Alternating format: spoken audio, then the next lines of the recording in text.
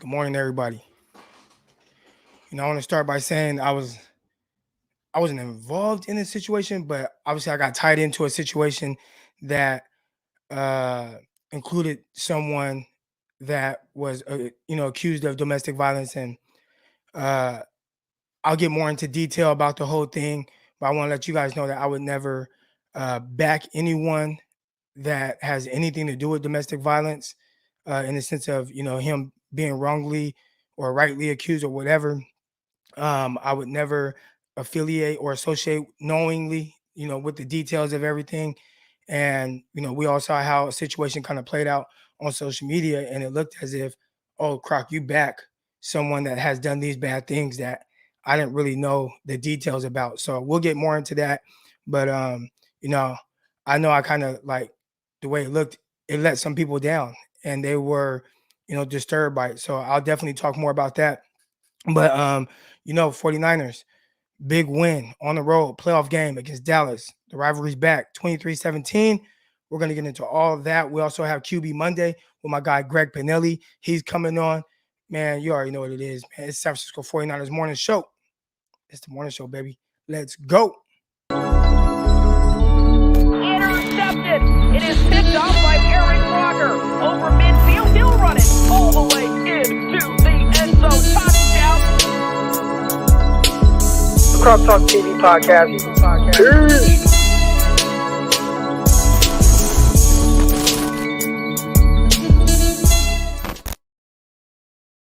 Welcome to another episode of the San Francisco 49ers morning show. I'm your host, former NFL and AFL defensive back, Eric Crocker. Today, man, we're getting into it. All things pertaining to the 49ers road victory over Dallas. I was there. I was live. I was hyped. You know what I'm saying? All that good stuff and more. Obviously, we're going to get into, some of the players, guys that stood out, areas where 49ers might want to improve before they play against the Green Bay Packers. I'm excited about that. I don't know if I'm the good luck charm.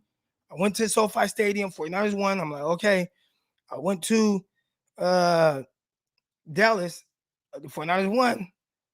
I'm like, maybe I'm the good luck charm. Maybe I got to go to every game. Do I got to go to Wisconsin? It's going to be cold. I'm not really like a cold type person like that, man. Outdoors cold, Wisconsin. I don't even think they sell clothes where I live. I don't even think they sell clothes for that type of weather. You know what I'm saying? Like, it's supposed to be cold. I mean, I don't know. Somebody had told me like 10 degrees or something. Negative 12. See, come on, man. Come on. Negative 12 degrees. Ain't no way. That is not Crocky type weather. But I'll talk to the wife, see what she's talking about. I've been kind of, going and traveling over the last few weeks. So I know she's going to want me home. But if I'm the good luck charm, I'm going to tell her the people need me, babe. They need me. Let's go. Croc took that red eye home. Yeah, man. The game ended. A lot of traffic. I got up out of there. It got to the airport. Strut through. Really the same stuff. This hoodie, this jersey. You know what I'm saying? But, I don't really wear a whole lot of 49ers gear on here. So I figured today, man, it'd be the perfect time to remind everybody, man, I'm a fan just like y'all. Just like everybody, I come on here. And, yeah, man. Yeah, that was a big one. I'm in the group chat. And in the group chat, there's 2 49er fans, 2 Cowboy fans, a Bills fan, and an Eagles fan. And it gets intense. I mean, we've had this group chat for years now. And this was the first time that the 49ers and Cowboys have played like a meaningful game. There's been the other games. There's the goddamn Blaine Gabbert start, the CJ Beathard start, the Nick Mullins start. But this was the first time that these two teams, I mean, locked and loaded, big boy versus big boy, ready to go. This was the first time that matchup happened. So it's been intense. And our group chat is going up. Just know that. And already it kind of started this morning. Let's see if I can show you the. Let's see if I can show you. This is what I woke up to. So one of my homeboys, Reese, he's a 49er fan. He posted in the group chat. Look, you see somebody right there. Damn, it got spicy in here. Then you see the Debo picture. Good morning, my niggas, with a picture of Debo. So that's what's going on in the group chat. right here.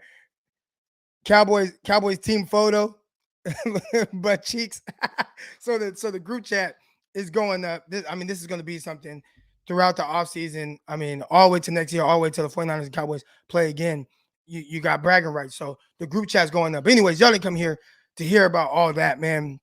We are going to get into the 49ers game. But first, again, I talked about a domestic violence situation that I got roped into, and it spread through like a wildfire throughout social media. And I felt it was my obligation to kind of talk to the people that really mess with me about it. And I kind of put out a statement on Twitter. But ultimately, I spoke with someone who I knew about a year ago that this guy had some domestic violence situation. But like I tell y'all every day, I tell you guys come in, 5 flames if you're feeling great. Anything less than that, you know what I'm saying? So I talked to him.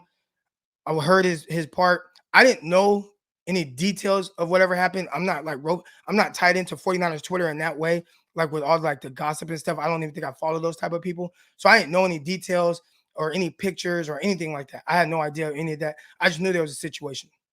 So, I talked to him and he tells me, hey, I was in this situation and this is what it was.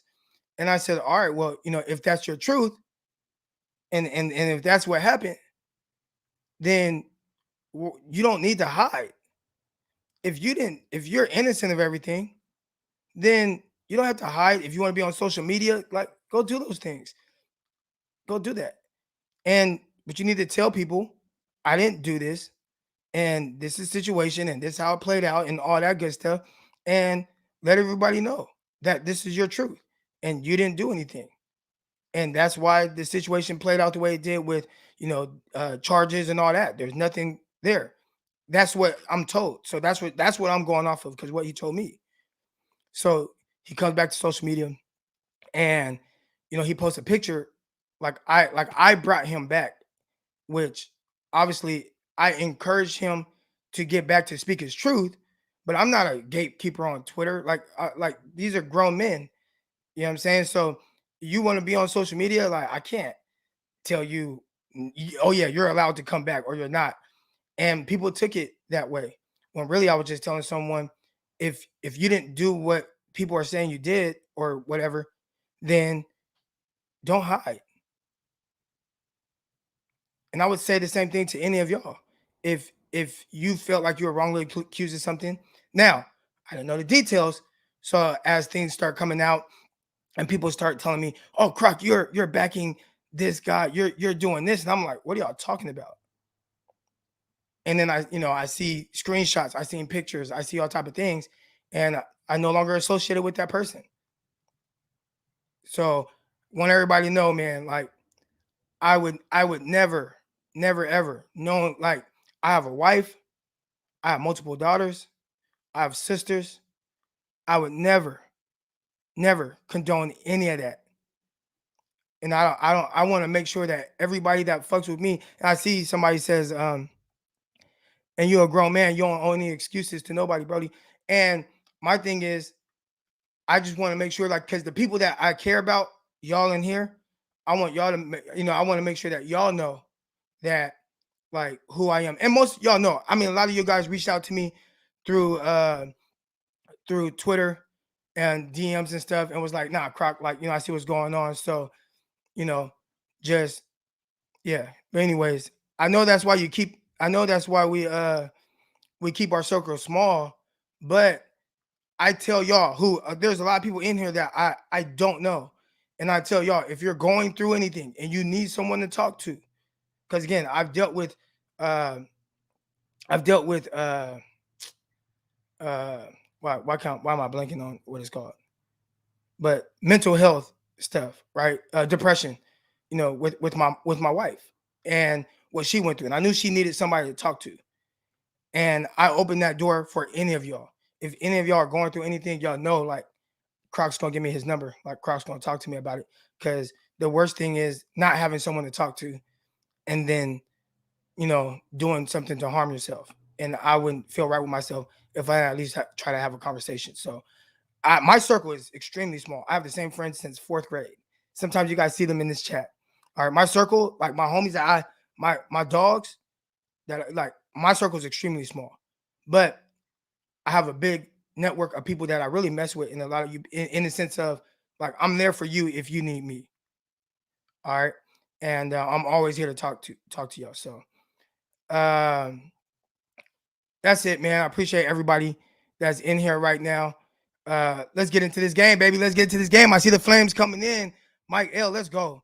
Let's go. So here we go. Road victory. I got my notes here. Road victory, hard to come by. Earlier in the season, the 49ers won back-to-back games and started the season off 2-0. And I was like, man, 49ers 2-0. The wins were a little weird, right? They were a little weird. The way the Lions game ended, the way the Eagles game started, but they were 2-0. And my main takeaway was, it's hard to win road games. It is. All right. It's hard to win road games. But all right, they won those things. And along the way, the 49ers went through a lot of ups and downs. Just between just a lot of ups and downs. They were 2-4 at one point. Most people wrote them off. I still figured there was a way for them to make the playoffs at 2-4. But when they lost to the Cardinals, the way they lost to the Cardinals, that was when I started to kind of lose hope, right? Like, damn, like maybe they're just not good. Maybe they just can't play, right? And like maybe that's just who this team is. I kind of lost like that. Oh, this is a good team. Obviously, they strung off, 3 straight games, and you saw that, and you're like, all right, okay, okay. But do we have to win like that, right? And the way that the 49ers had to win during that time was, run the ball 40 times. And I'm like, that's just not an ideal way to have to win. It's not ideal. I mean, that is the ideal way to have to win, but it's not realistic to be able to win like that on a consistent basis. But obviously, you start to string together wins, and you're feeling good. And then you have, another couple of weird games. But down the stretch, and one thing that I told a lot of Cowboy fans heading into the game was the 49ers had the best record since week 8 in the NFC. This is a team that was playing good football, regardless of the loss to Tennessee, that really should have been a win. And we're going to talk about that game.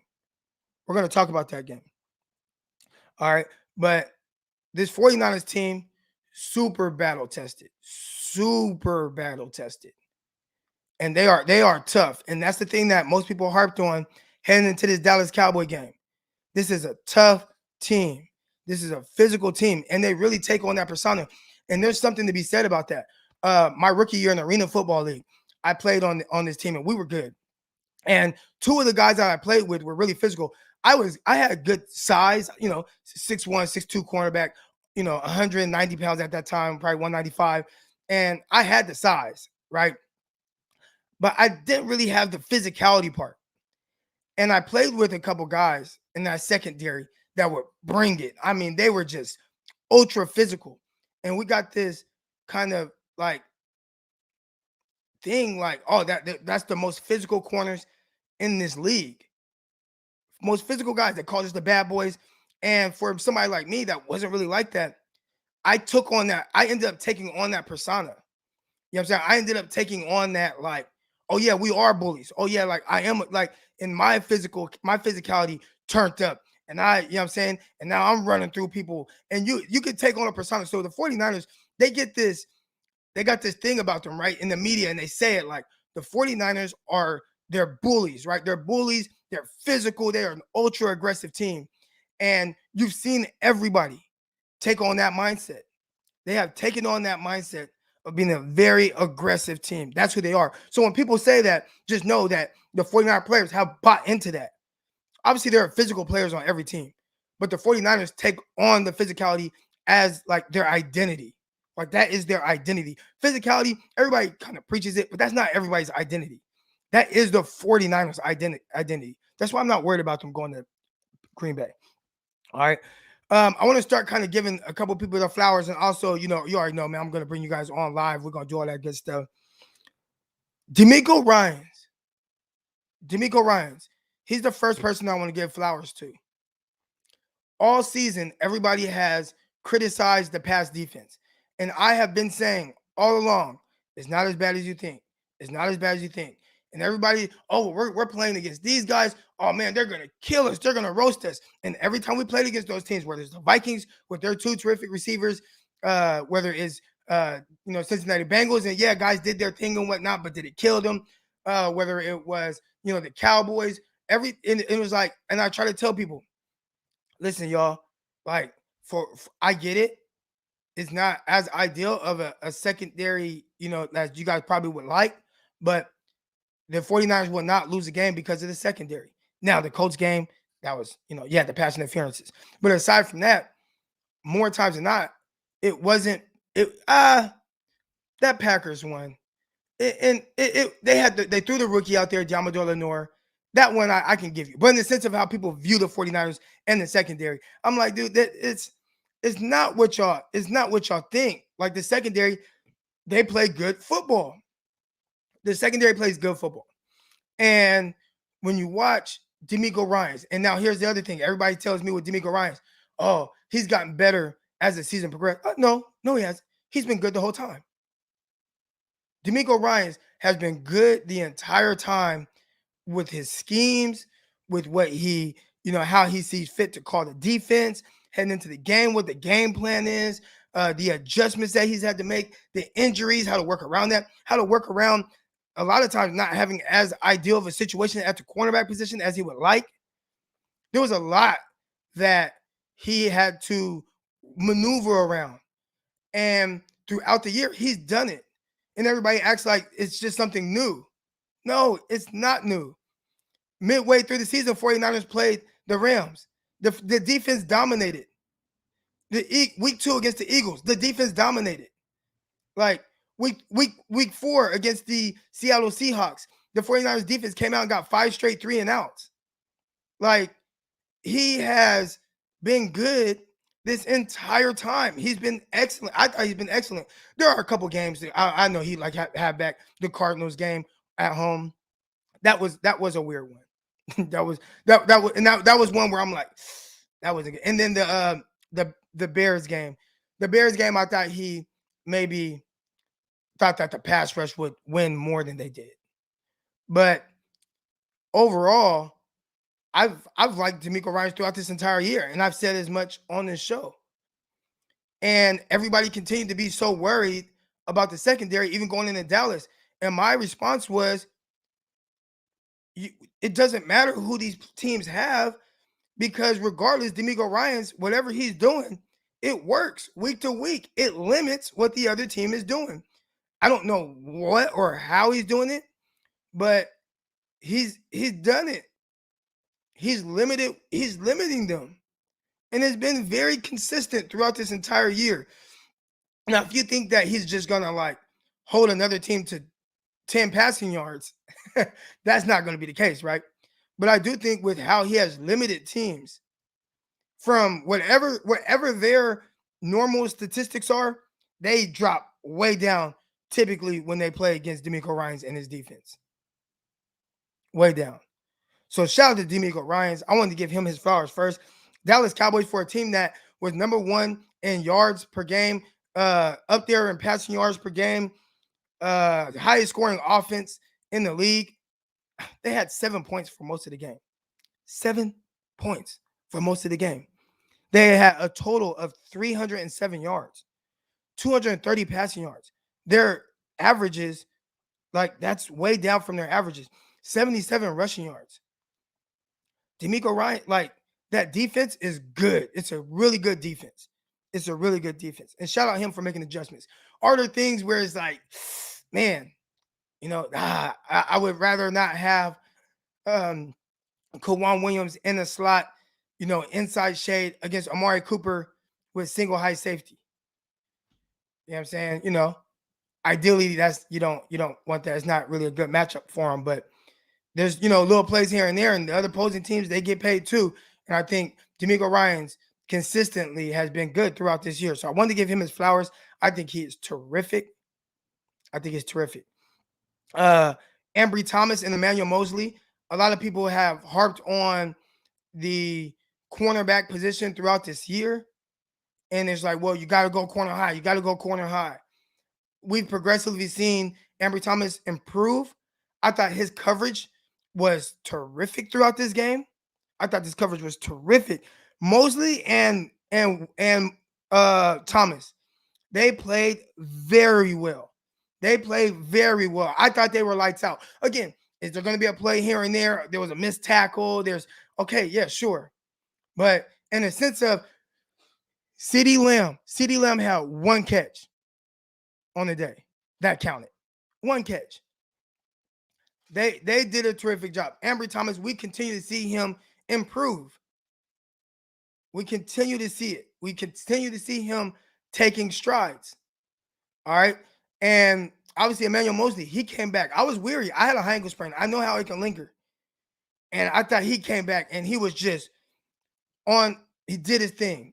Both of those guys. Shout out to Emmanuel Mosley. Shout out to Ambry Thomas. I thought those guys played really good. And I mean, you just hope, hey, can you guys keep this going? And maybe not to that same extent. You got Devontae Adams coming. We got to go to play him next week.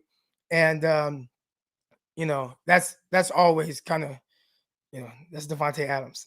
All right. But 49ers, man, the corners, terrific job. Y'all have been really hard on them all year. I've come to their defense in a sense of saying, like, they're not the reason. Like, you know what I'm saying? We're going to get to what some of the reasons are with some of these close games. But shout out to DeMeco Ryans. Shout out to the defense. Shout out to how he has everybody playing fast and physical. Guys filling gaps. Drake Greenlaw. Prayers up for Fred Warner. Let's hope that he's okay. Him and Nick Bosa. But the defense, man, like, they fly around. They play hard for their coach. I think he's done a terrific job. Good job with the secondary. Matter of fact, I talked about them having 230 passing yards. And I'd say most of that came in garbage time when the 49ers went in the prevent defense. Imagine being down 23-7, having to throw the ball, and you still can't really throw. What does that say about the defense? What does that say about the secondary? That everybody's been so hard on. And I believe the 49ers, sixth ranked passing defense in the NFL? DVOA is lower than that, but I think that they're solid. They're solid. All right, let's go over to the offense. All right. One thing that really jumped out to me, like, right away, and it's been, like, improving. Elijah Mitchell. His vision.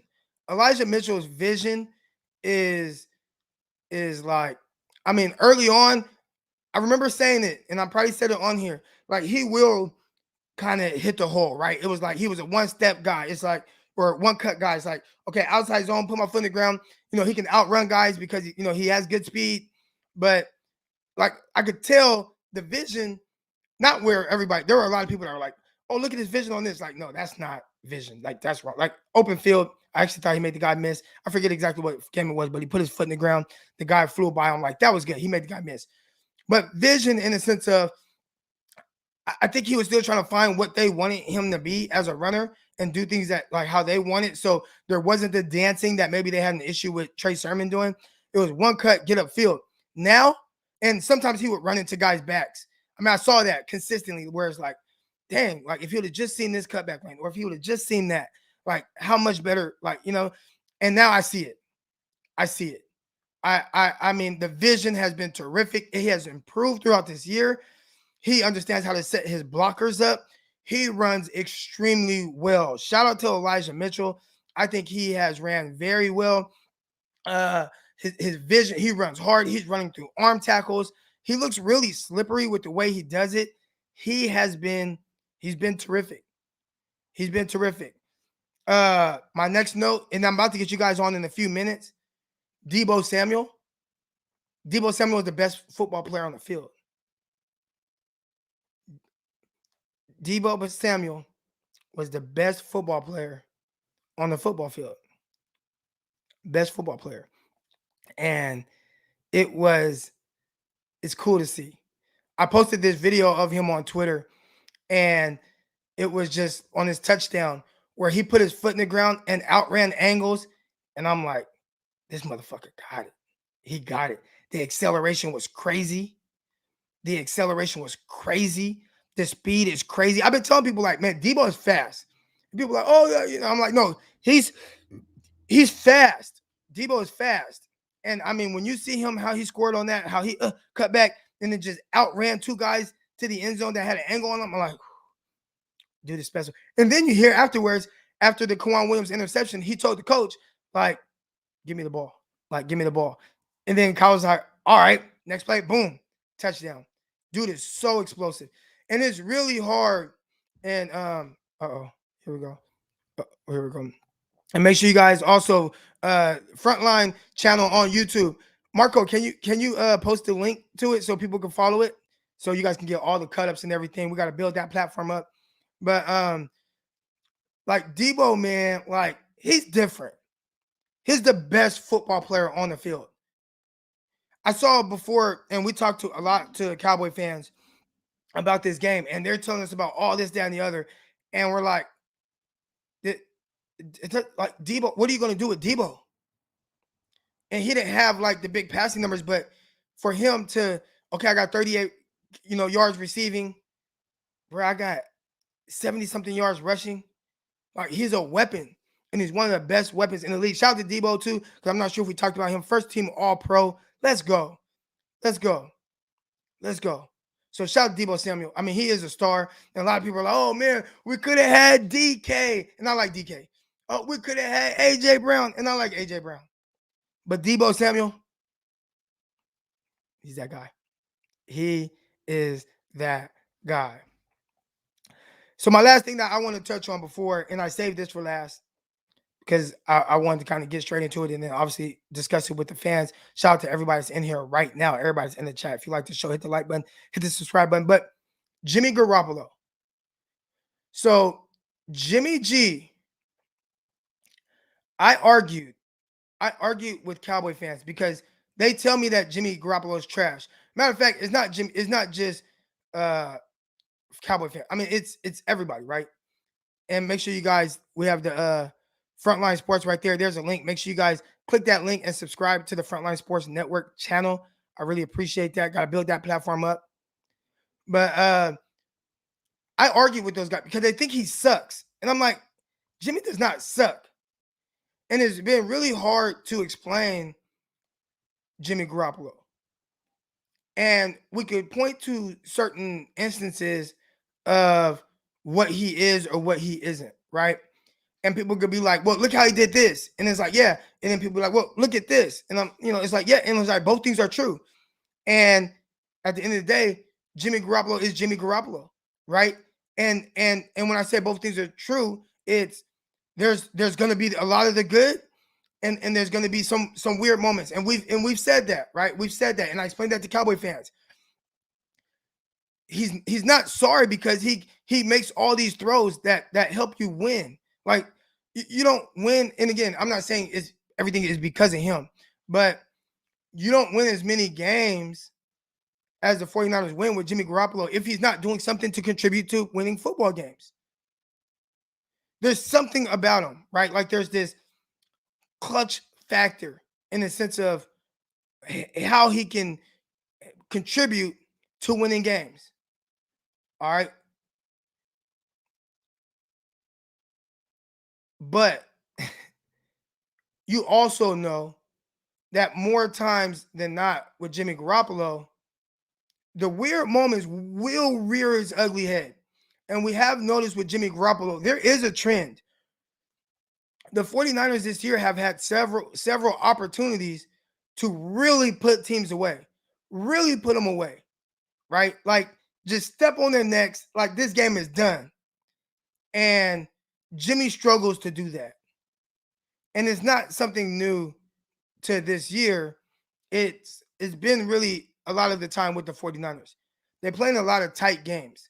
And I've been trying to figure it out, like why are the games so tight with him, right? Like why is it so weird? Because he has these moments where he can play very well and he make these tight throws, but for whatever reason, the games get a little closer than they have to be.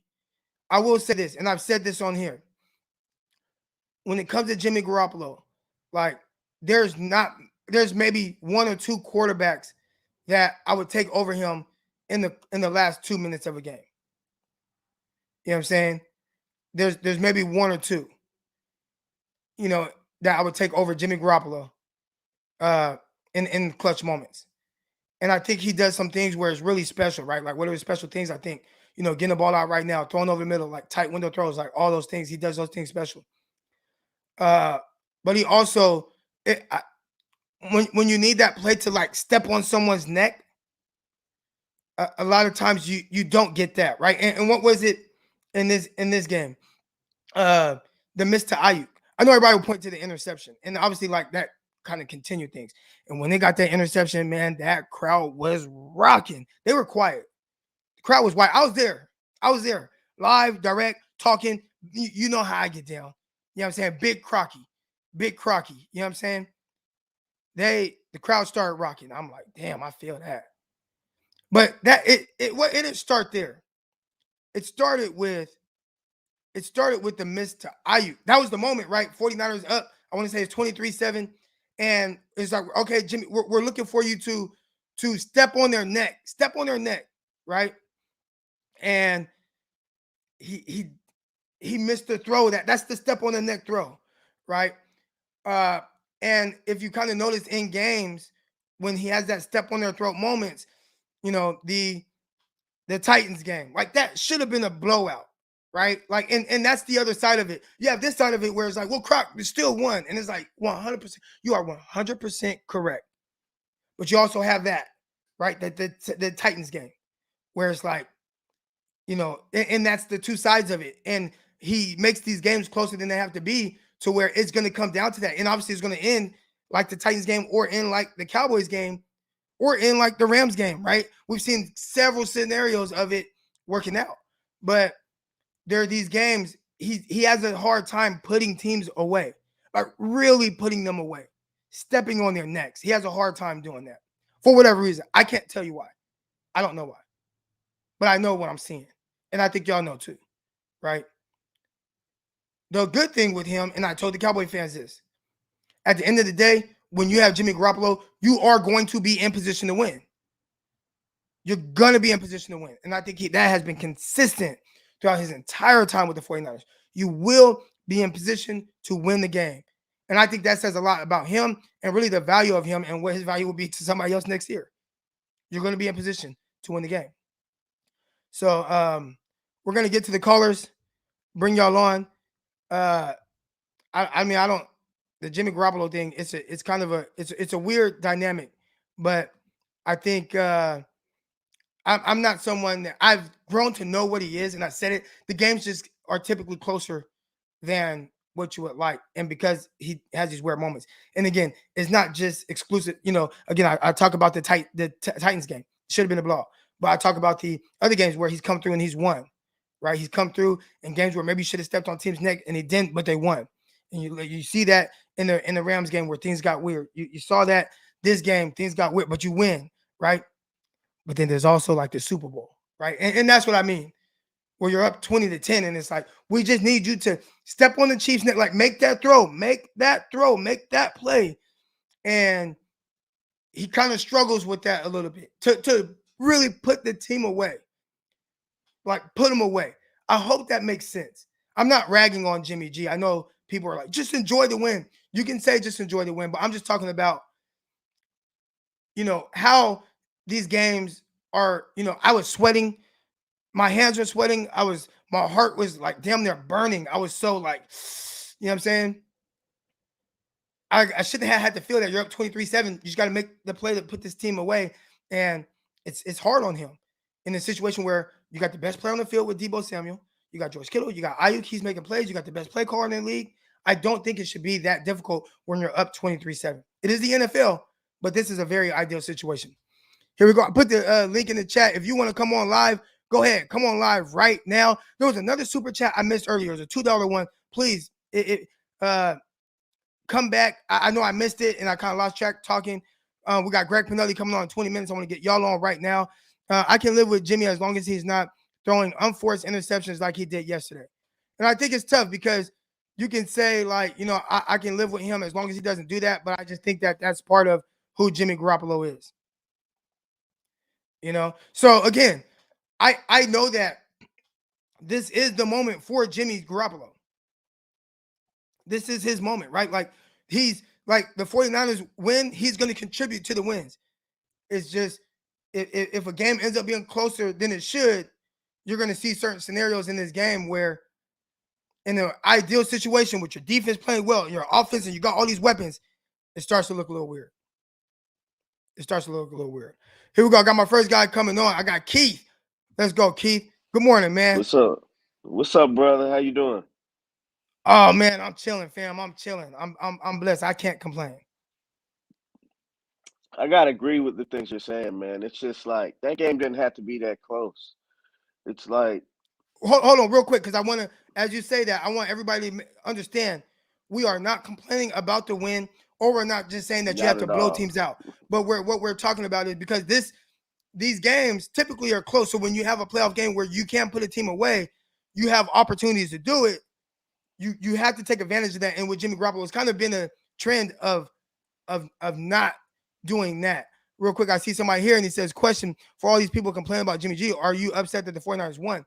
And I would say nobody's upset that the 49ers won. And I don't even think, well, I don't know. I can't speak for everybody. I'm not complaining about Jimmy.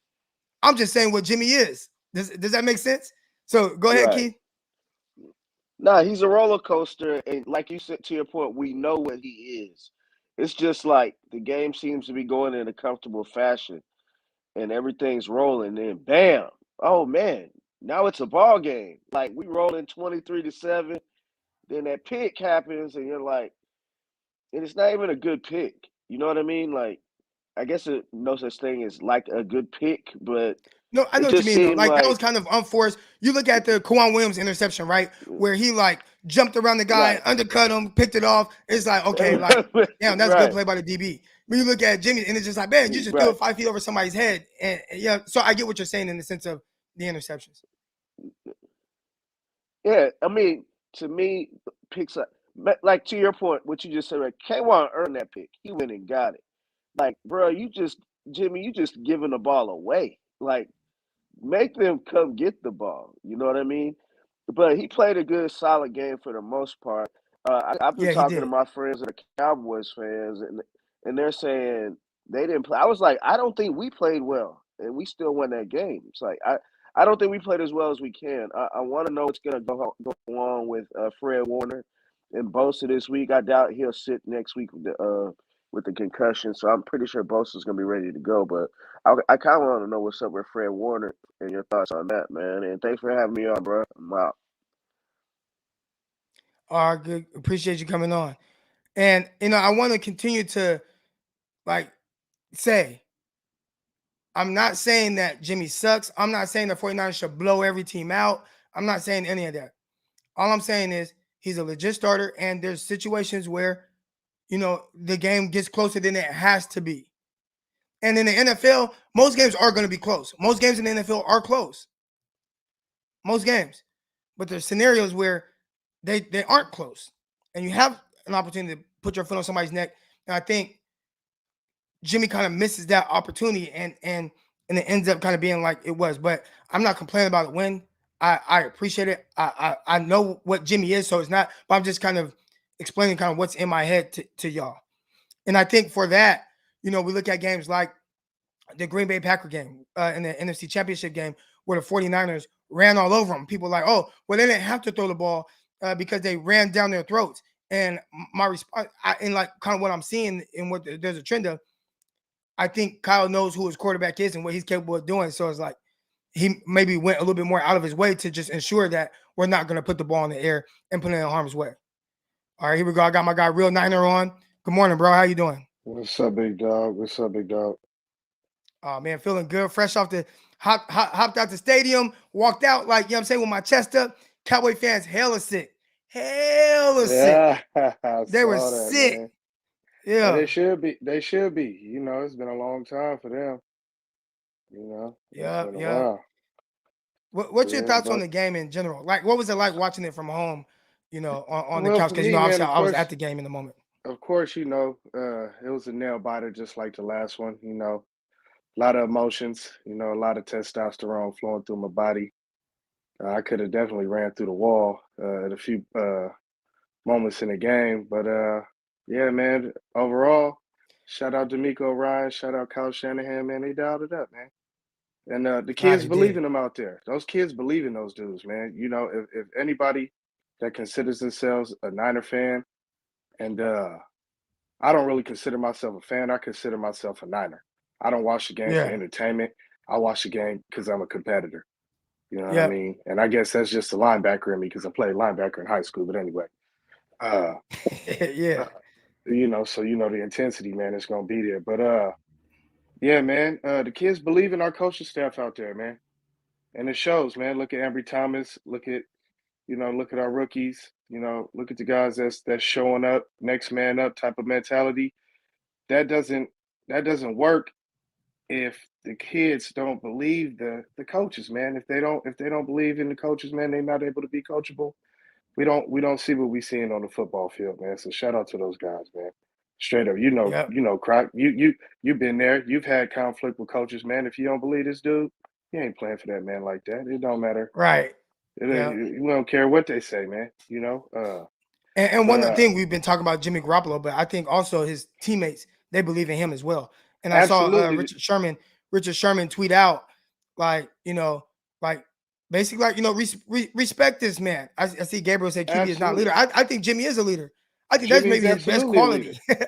Absolutely, he's a leader. Like, I think He's Jimmy is a for leader, and I sure. think the guys follow him. He doesn't get rattled.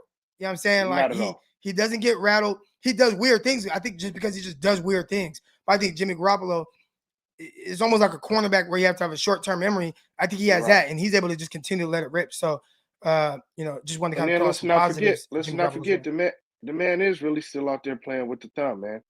It's not like the thumb just went away. Everybody in their Right. minds, the thumb went away. But those errant throws, you could tell that's when the thumb might be affecting him. I would my pushback game. on that.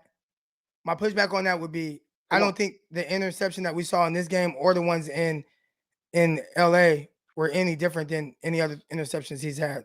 I agree with you. I agree with you on that. I agree with you on that. But most of the time when we see Jimmy have some really bad throws and we question some of those extra errant throws because there's what we know Jimmy's does.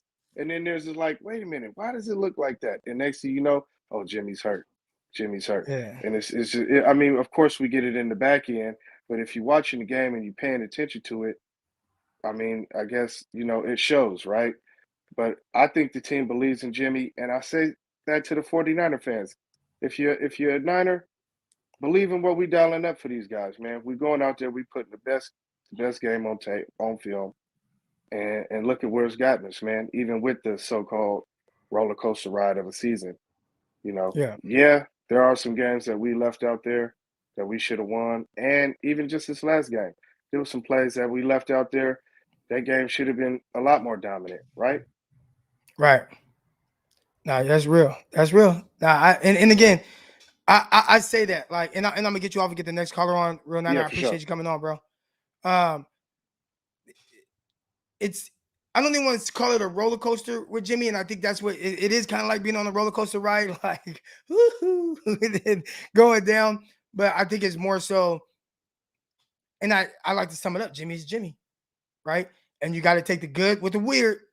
I don't like to even say bad. You got to take the good with the weird, and there's gonna be some weird moments, and you're gonna see a lot of moments where it's like, wow, look at that throw, look at this, and I think that's why there's confusion about him, not just in a sense of the fan base, but outside of the fan base. When you talk to other fan bases about Jimmy Garoppolo, their perception of him, they don't know what he is, so they just say he sucks. I'm like, nah, Jimmy don't suck, dude.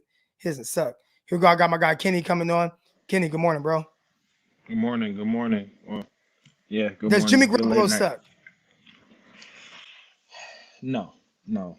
Jimmy Garoppolo does not suck, but he does have his limitations, Right. And us as 49ers, true 49er fans, I feel like we should accept Jimmy for Jimmy. Like, we've been around him. It's like a girlfriend that, she got her ways, and some of them good, some of them bad, but like, you know it. He's gonna put us in a position, but then at any point in time he's gonna throw that pick.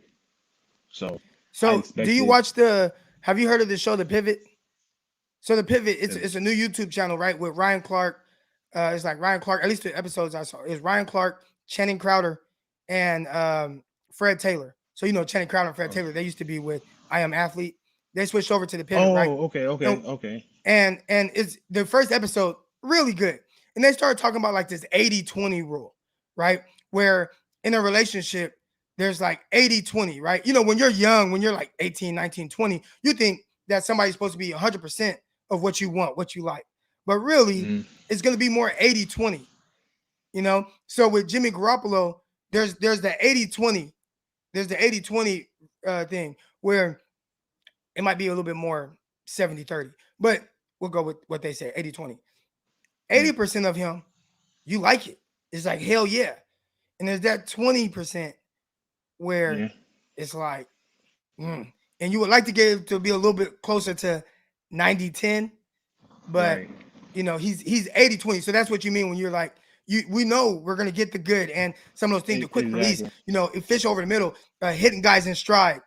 And then we also know like that pick is you coming. just threw the ball 5 yards over somebody's head for no reason. Bro, no reason. But I did want to touch on the game, but the rivalry. Like this, watching this game, it brought me back to like when I was a kid, like watching this game, like 90, How old are 94, you? 95 season. I'm 36.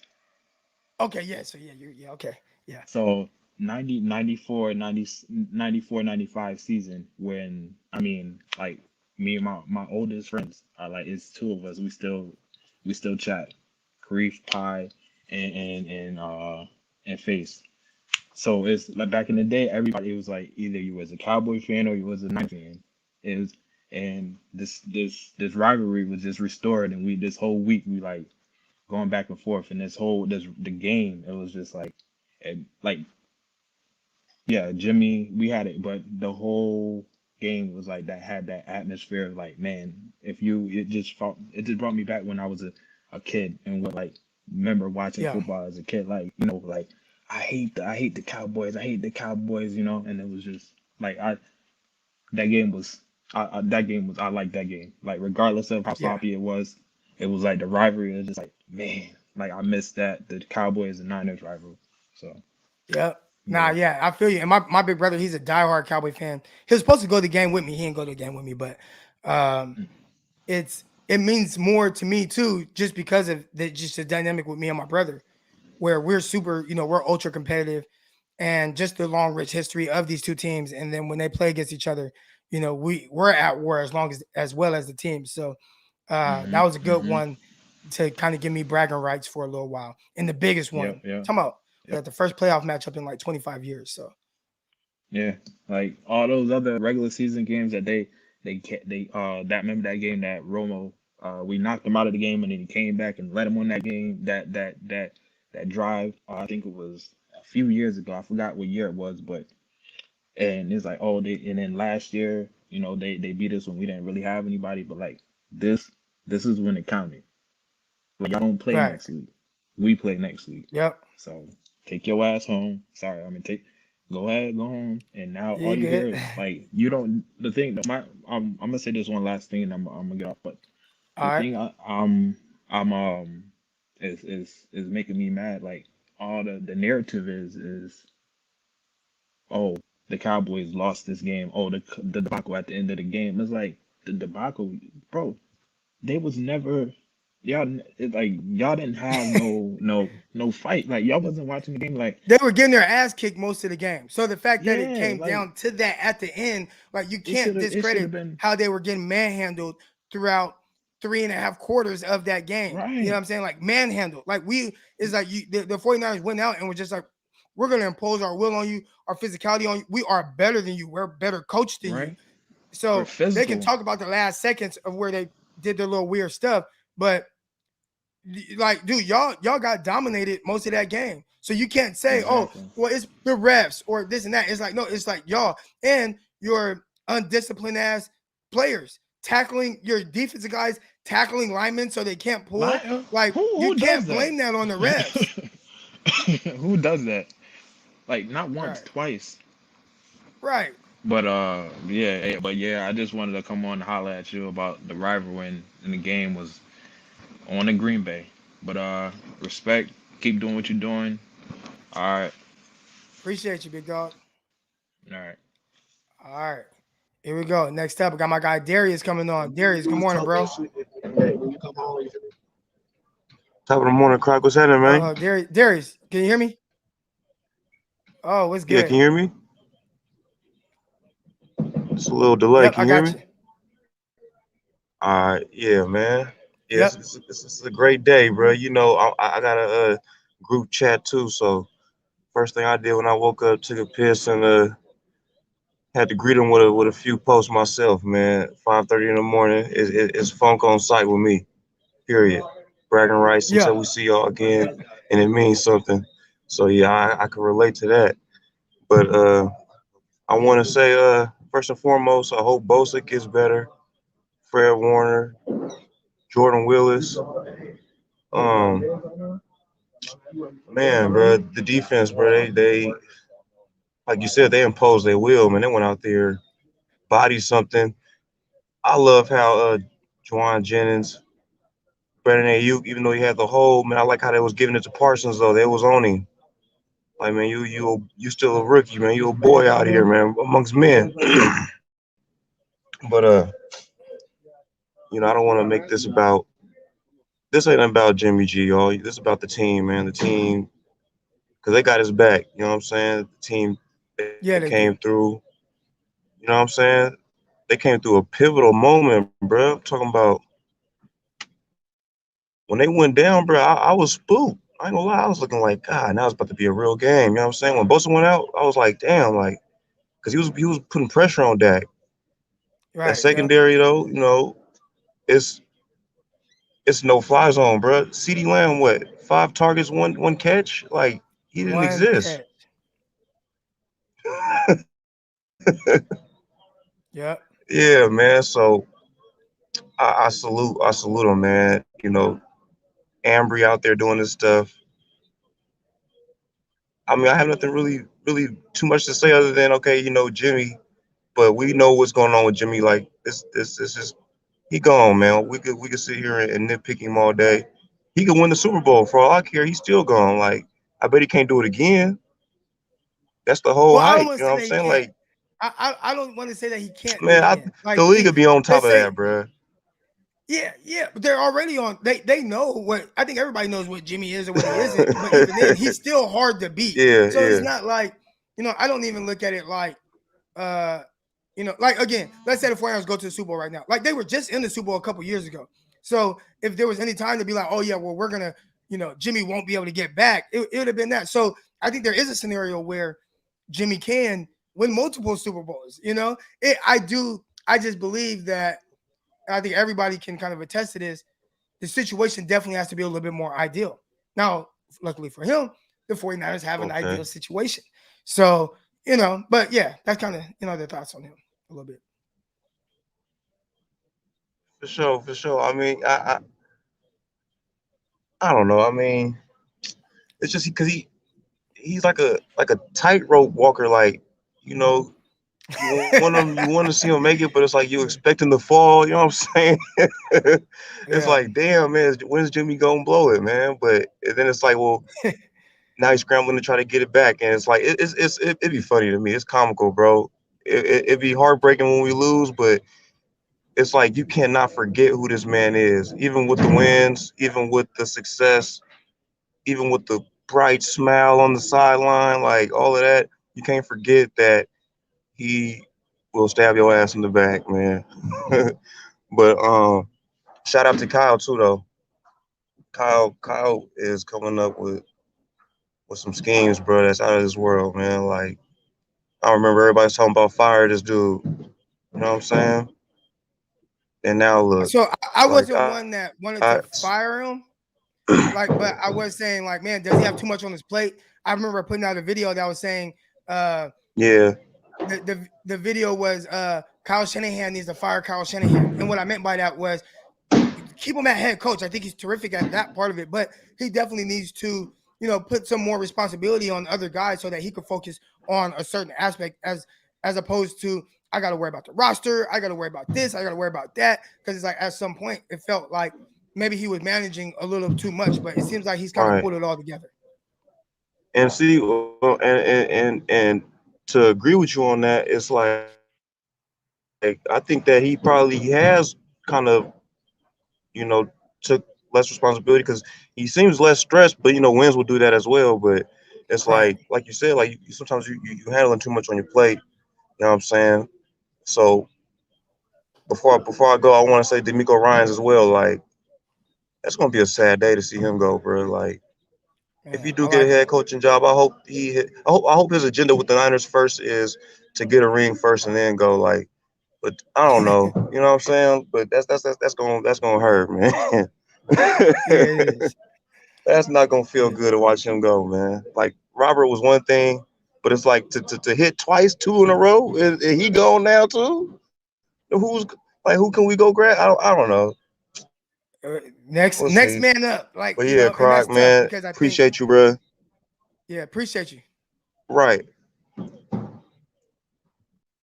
Yeah, like you were saying, man, it is gonna suck whenever that day is to kind of lose DeMeco Ryans. There are alternative solutions, like Nathan says here. Pay DeMeco. You can do that where you could pay a guy more to give him some incentive to kind of stick around. Where are the Josh McDaniels of the world at? Right, the Josh McDaniels who's been with the Patriots for an eternity, and obviously he did have a stint as a head coach, and at one point he took the coach job and then backed out. And I wonder if he's just setting up to be in line to be the next head coach of the New England Patriots whenever their head coach steps down. But it's like, has Josh McDaniels' name even come up in the head coaching search right now for these teams? Like, has Josh McDaniels gotten any interviews? I don't even think he cares to. Where are those guys that are just like, I'm good being this coordinator? Hopefully that's DeMeco. It's not. I want to see DeMeco win. They talked about there only being at the current moment one black head coach in the NFL right now, and I just think that that's wild. With how many black assistant coaches there are, with how many black coordinators, with how many black play, like to just be like, well, you guys, there's all these numbers of guys that are capable and willing head coaches that are African American, and but like, nah, there's only one of y'all right now. That's wow. Now, I think most people expect Flores to get a job coming up, but I don't know. It don't, I don't know. There's something odd about that. And I don't even know why that is. Maybe somebody can help me understand. I don't know. But DeMeco Ryans, man, terrific head coach. I mean, terrific coordinator, potential head coach. And when you listen to Kyle Shanahan talk about him, one of the things that he talked about is like, yeah, like, I knew he was going to be a head coach from the moment. And some people, they just got that it factor. And I'm pretty sure DeMeco, while he's not a offensive play caller, he's probably setting up to kind of be. I'm pretty sure he wants to model after what the Steelers have gotten with Tomlin, with being like just an executive. And I can't wait to see it happen. Well, I can't wait because he's done a terrific job so far at the 49ers. But man, yeah, Anthony Lynn. Anthony Lynn, he actually was on the coaching staff with the New York Jets when I was with the Jets. He was a running back coach.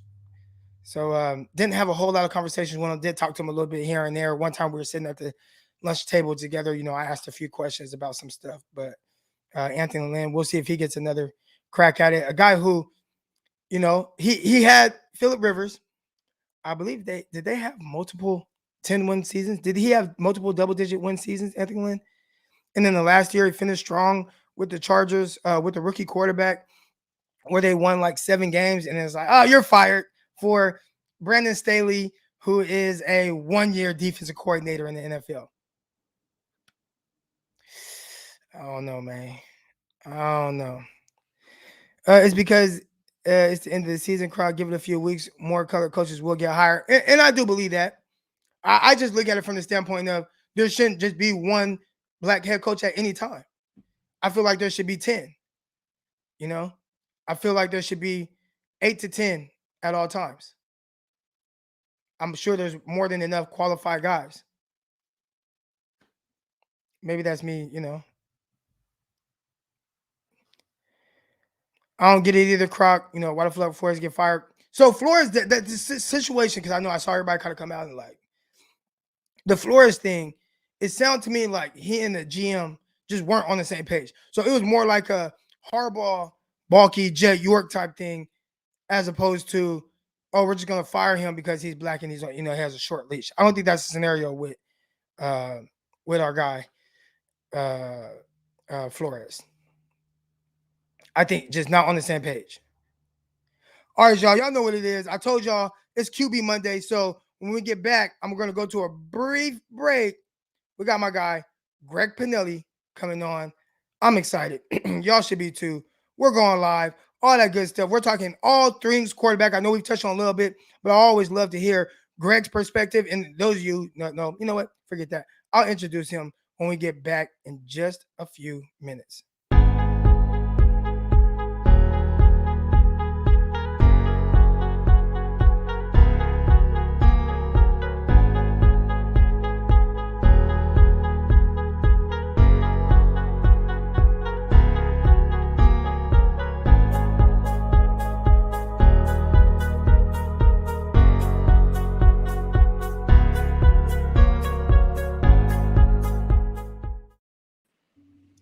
All right, y'all. Welcome back, everybody. Y'all know what it is, man. It's QB Monday with my guy, the QB Guru, the QB extraordinaire. Yes, man. Every week, huh? My guy, Greg Panelli. What's going on? What's going on, guys? I always like to come on and, so as you guys know, Greg has done a lot of work with Josh Norman. Greg's a QB trainer out there in the Central Valley, but travels. Josh Norman, Josh Allen, same thing, right? Did I say Josh Norman? I meant Josh Allen.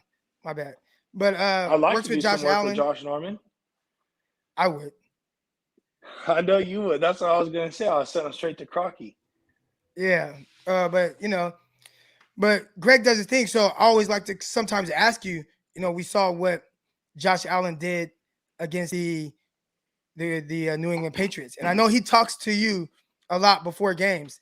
So did Josh Norman, why do I keep calling him Josh Norman? Josh Allen. Gosh, why is Josh Norman even on my mind? Is it because the punt thing? But Josh Allen. No, it might have been. Hold on, I'm trying to fix my phone. Which way do I know? It's the other way. You had it right. I don't even know. Next year, though, before we even get into it, next year, I promise you, I will have an office. I have my office at the facility, but it will be way better as far as backdrops go. Because we got a high chair, we got a couch. I got some of my merch that I pulled out of my garage last night that I'm getting rid of for all the quarterbacks. I should give something away to somebody on here. Somebody who actually been messing with me the whole year, I should give them a hoodie or something like that. That says, all right. So hold on, we go get into that. Josh Allen, not Josh Norman. Yep. Josh Allen. He goes out there, he lights it up. Did he have any conversation with you before the game about how he felt, or just in general, kind of what did you see? Like, because he just had a stinker like a couple of weeks ago, like where he threw 3 picks, no touchdowns. How do you go from that type of performance, throwing for like 100 yards, to like all of a sudden I'm the best quarterback ever? I'm like Dan Marino and Tom Brady and Peyton Manning all in one, and he completes 21 or 25 passes for over 300 yards and 5 touchdowns in the cold, like 0-degree weather. How the hell did he do that? Yeah, it's football. So that's just how it goes sometimes. It's unfortunately sometimes we're going to get some good bounces in our ways, or fortunately we're going to get some good bounces in our ways when you're a quarterback. But then at the same time, interceptions are going to happen, bad throws are going to happen, bad reads are going to happen. But I don't think the moment is ever too big. Like some people say, Josh can play this way against certain teams, and then the lights come on and he turns it up to the next level, right? So that it's never too big for him. I think that there's situations that happen. A couple tipped balls were the cause of some interceptions, but then there's maybe some couple throws that he probably would have liked back as well. And he'd definitely admit that. But I think that it's weird because he has a lot of confidence. I'll just say that. Like when we talked during the week, I talked to him last night. He FaceTimed me. He was out with a lineman at one of the restaurants or joints. I think it was like a golf bar simulator or something like that in Buffalo, and he was out with a lineman. And he was confident, and he grew up a Niner fan. So he had some good things to say about the Niners, and he was excited, or he was glad that they at least won. So he's still kind of a fan, like that part has never really, yeah. truly gone away. Yeah, like when I was in Ann Arbor this past year with one of my quarterbacks, I FaceTimed. I was with Harbaugh, and I FaceTimed Josh when I was there, and immediately he grabbed the phone. It was like he was almost starstruck talking to Coach Harbaugh. And he said, "Hey, Coach, how you doing? Been a lifelong Niner fan," and that progressed into their conversation. So, he grew up a Niner fan. But then there was a couple years ago when we played the Chiefs in the Super Bowl, and I was like, I kept trying to get out of him, like, dude, you got to be going for the Niners today. You got to be going for the Niners today. And, like, of course he was going for the Niners, but at the end of the day, I think that he felt like that year, that was the year that they lost to Houston. The Texans, and we played golf that next week, and we were watching the Chiefs game in a sports bar after we golfed.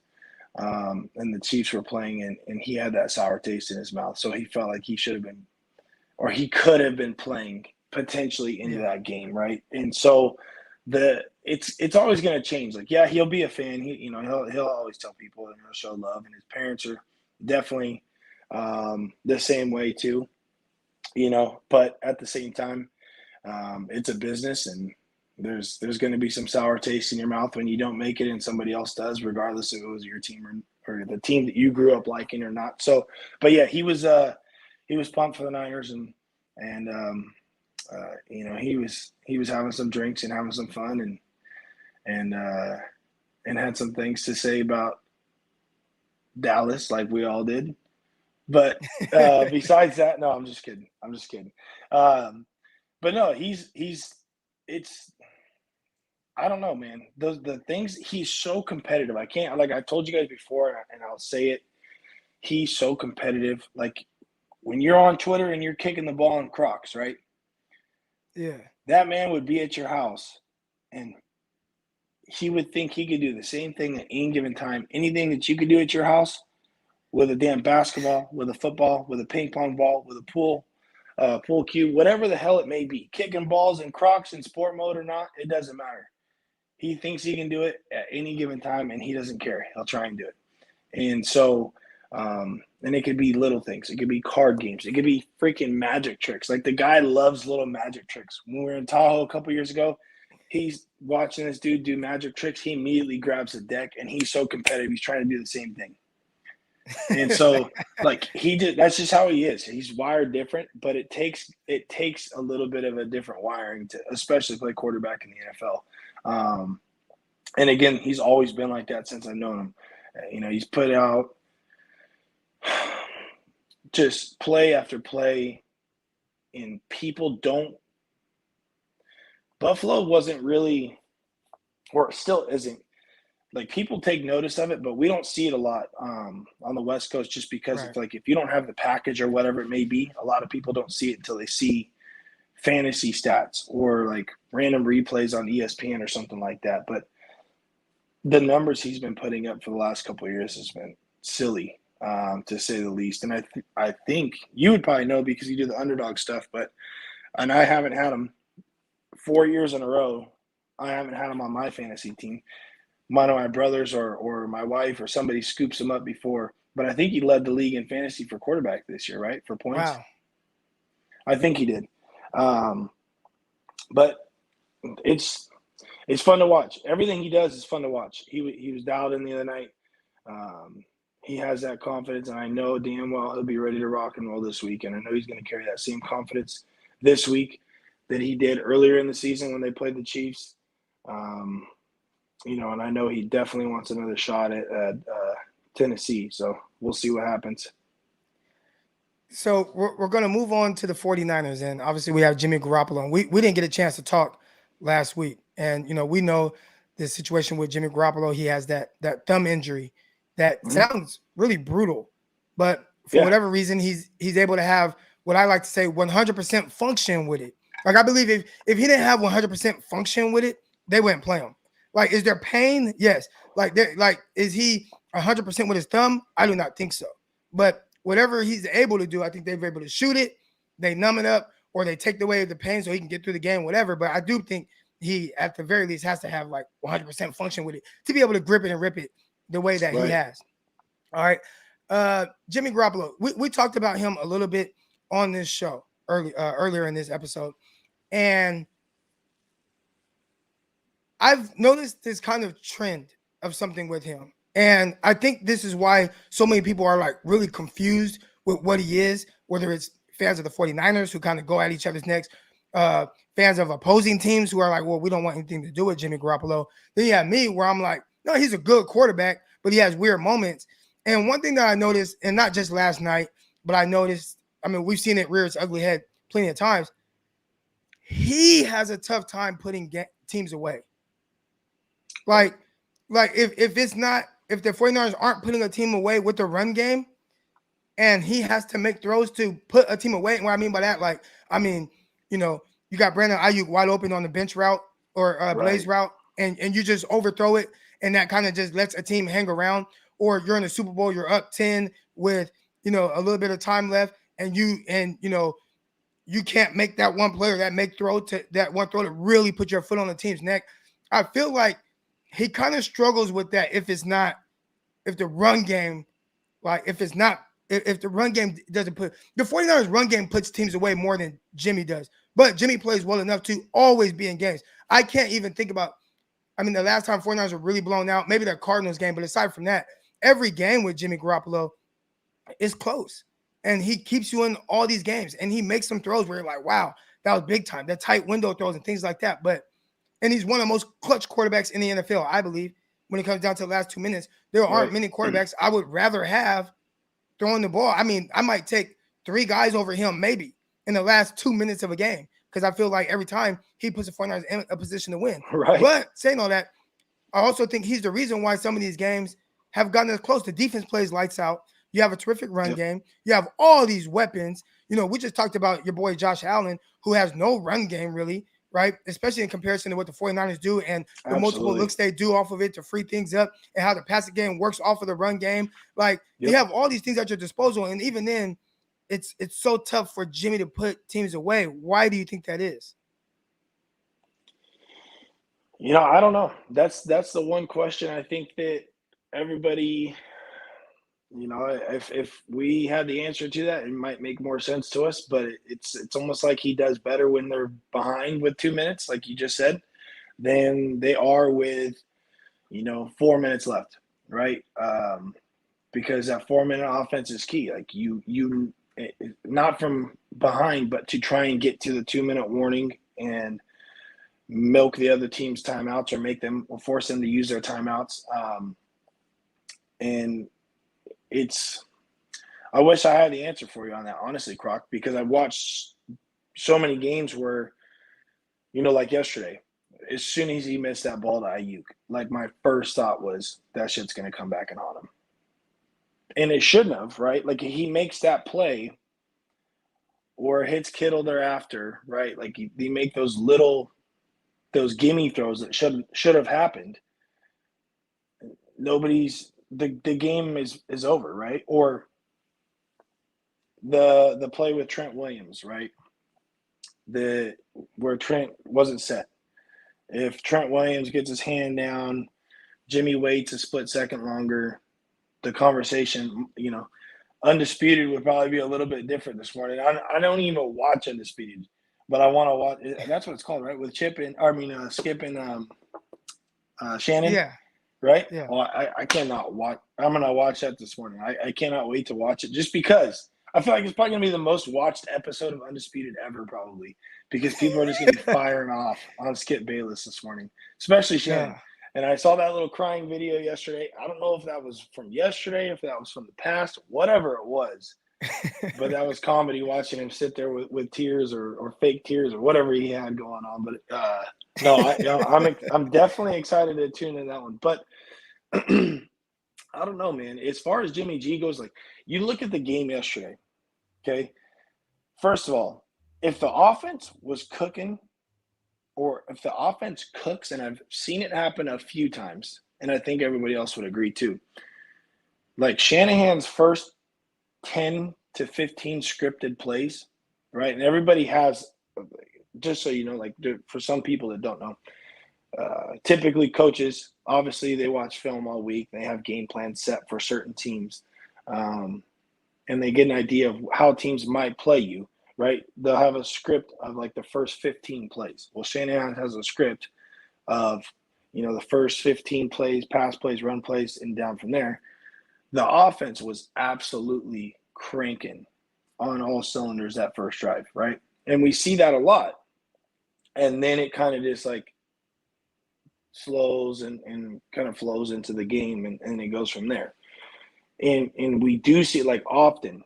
How often you see like the Niners will come out hot and roll down the field. I mean, there was like 12 yards a pop, 10 yards a pop, 15 yards a pop. The run game was killing it. Elijah Mitchell was hitting holes.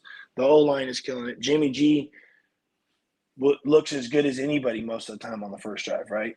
And then it kind of slows down. So I'm not sure if it's some complacency on both, or if that as far as with Shanahan and Jimmy – after the first drive, or they just come out hard and then they settle from there. I don't know. I wish the momentum would stay the same, because we'd beat the brakes off everybody. And the last time that I really saw that, as far as the drives just continuing, was the NFC Championship. In my opinion, when we played the Packers, like it was just a throttling of the Packers. They could not catch up, right? The offense was cranking. Mostert was cranking. So I'm hoping that they come out and obviously they can establish the run. And when it comes down to third down efficiency, or comes down late in the game, yes, we got to be able to run the ball. But Jimmy works – a lot of Jimmy's game is based off of play-action pass, right? Like he's probably one of the best as far as play-action pass. Yesterday was a few off the play action that he nailed. Quick throws, like quick hitter, quick slants, where he's even hitting first window slants off of play action. And I wish I had the clips for you. There was a couple where he's hitting first window slants off he'll reverse out, show the ball, and then immediately flip his head around, and the ball's out immediately. And he does a really, really good job at that. And then there's the other throws, like the interception yesterday where he's rolling out on the run. Like it was just it was just a bad throw. Like he just overthrew it. And I think it almost looked so lax. Like that throw was so lax when he's rolling out to the right, you flip the shoulder and he's trying to deliver that ball. I think it was like a gimme route to him, and he just was too lax with it and he sailed it.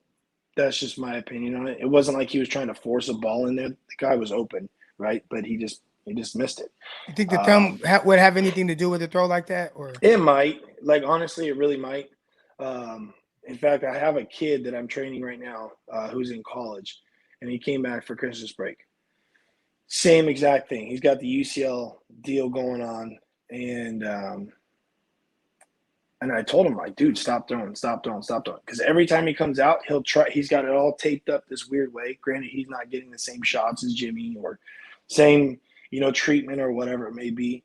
But he comes out and he'll throw like 3 to 4 spirals, maybe a session. Everything else looks like a duck coming out of his hand. And I'm like, dude, it's impressive that Jimmy G's doing what he's doing, given the fact, because I watch it happen a couple of times a week with his kids. Like, it's gotten to the point where even him, we were joking about it. It's like, dude, this is the best ball you've thrown all day. And it's just, it might be behind somebody, but it was a spiral. So we're screwing around with it. So he threw a spiral the other day, first time in like an hour, and like stopped the session. And one of the receivers that was catching for him was like giving him high fives. Let's go. They're jumping up in the air, like finally, because he threw a damn spiral after an hour. But Yeah, I know it probably doesn't feel great. Obviously, when you stretch out your hands on the football, you're just stretching that ligament every time you do so. So it probably doesn't feel the best, but I give him props. I give him props for coming back and for playing. I know it's probably not easy, but at the same time, the guy, he wants to win football games. I think he knows what's on the line. He's playing for his next contract somewhere else. And he's trying to help lead the Niners to a Super Bowl, so I can respect that. Yeah. So, man, just kind of seeing how the game played out, were you nervous? Like at any point, did that fandom kick in for you with like, okay, got a 23-7 lead, and then all of a sudden that lead starts kind of dwindling away. And then you look at down the stretch, like, dang, the Cowboys have an opportunity to kind of go out there and win the game. Yeah, when he excuse me, when he missed that throw to Ayuk, that's when it set in. I immediately thought, here we go. This is like the play that the Cowboys have been waiting for, because that could have been the nail in the coffin. And I just had a bad feeling about it.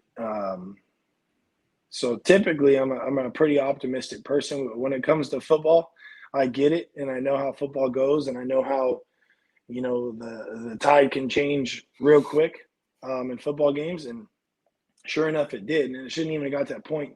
And then at the end of the game, it was a freaking roller coaster for the last, 3 minutes of the game yesterday. Was up and down, penalties here, penalties there, and lucky penalties here, and then crappy penalties there. So, yeah, the fandom, I mean, I'll always be a fan. Like, I'm probably if you're not a Niner fan, like, I'm a bad person to watch football games with, because I just absolutely scream and jump up and down, and, like, it's like stupid, clench the fist and start screaming and cussing and tell the children to cover their ears type of thing. And my wife will tell me to calm down here and there, or she like asks people to watch the game sometimes. I'm like, no, like, don't have them over. Like, they don't want to watch the game with me, trust me.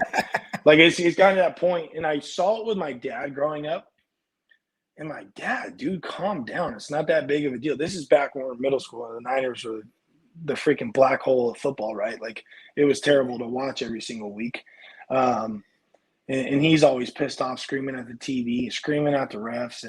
And literally now, 15 years later, or whatever it may be, I'm doing the exact same thing.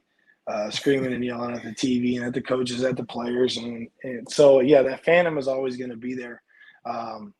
And it's funny, my wife has become the same way a little bit. And we watch the Bills game, it's the same thing. We watch the Niners game, it's the same thing. So,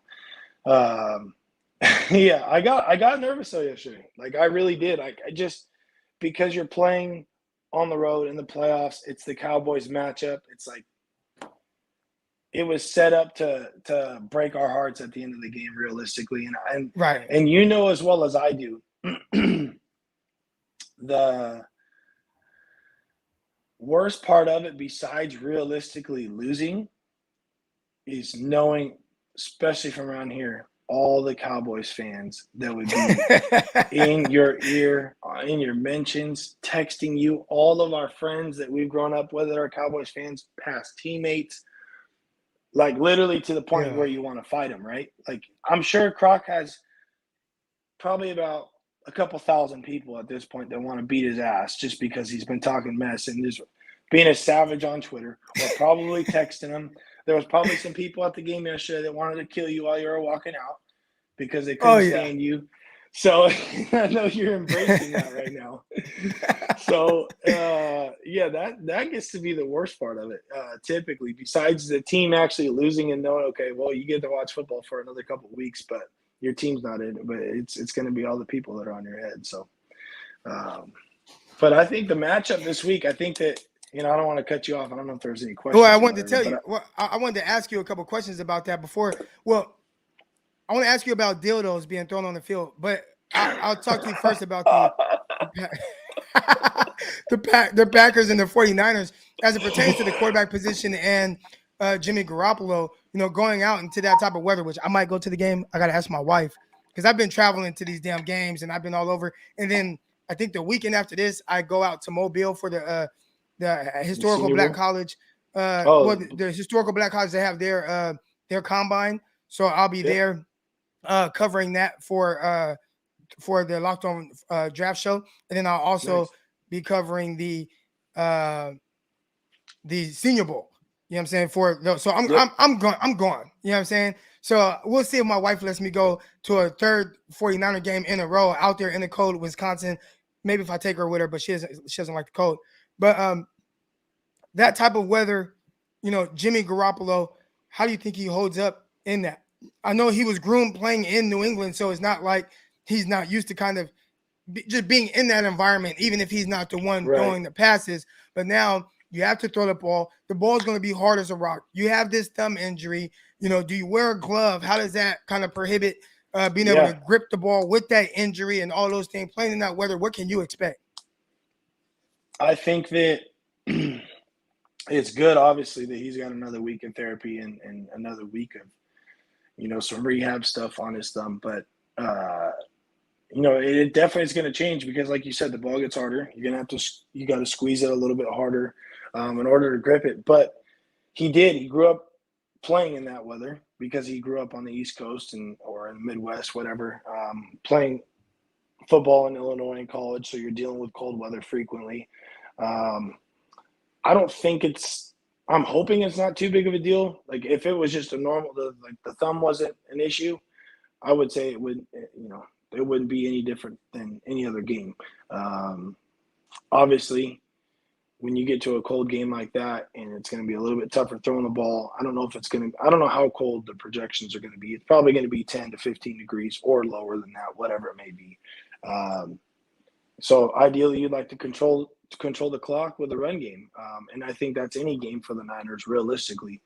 But yeah, it's not fun. I played in college in cold weather up in Eastern Washington, even taking snaps. Like if it gets below 15 to 10 degrees, like you got hand warmers, but the hand warmers they go out the window. Like it's not even really that effective anymore. You wear gloves, it really doesn't even help. It's just cold at that point, right? And even taking snaps under center, like that impact on your hands is like damn near, it feels like you're breaking your finger every time that ball, especially in the NFL, taking snaps in the NFL and in college where those guys are actually, it's up there. That ball is getting there quick and it's smacking your hands. It doesn't feel so great. So it'll be interesting to see that over the game as well, whether it just being cold or maybe it'll just be so damn cold he won't feel his hand anyways and it might help him out. I don't even know. But I don't expect that cold weather to be too much for him. I don't think the moment's going to be too big for him. And I think that Jimmy's done decent against the Packers. Obviously, we're playing them there. I went back yesterday and I was looking like the NFC Championship game. Like I said earlier, Jimmy in the NFC Championship game, the offense was cooking so much. Jimmy was 6 for 8 for 77 yards in the NFC Championship game.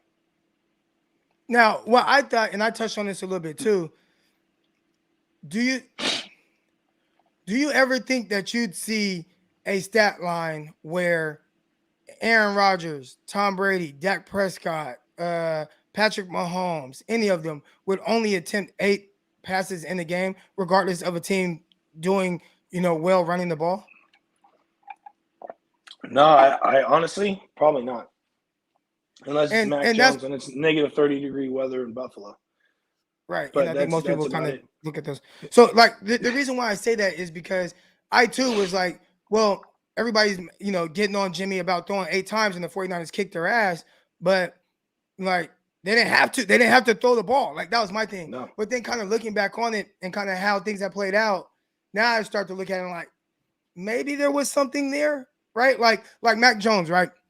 Mac Jones against the Bills in that one freezing game earlier in the year, right? And then in their first matchup, and he threw the ball like 3 times.